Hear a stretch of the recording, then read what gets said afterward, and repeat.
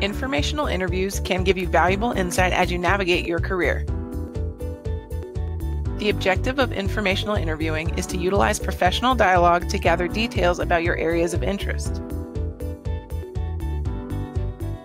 An informational interview is your opportunity to ask questions about a career path, gain insight into the company or organization and their current role, or learn more about a particular industry. Before you reach out, you've hopefully already cultivated the relationship so that your request doesn't seem out of the blue. When you follow up with your new contacts, it is important to be transparent about your intentions. Let them know if you're looking to talk about their field or to discuss potential opportunities to work with them and their employer. Whether you are asking in person, over the phone, or via email, make sure your request is professional and clarify that you hope to have a discussion about your areas of interest. An informational interview might be an opportunity for you to have a conversation about a prototype experience that will give you insight to an industry or specific job.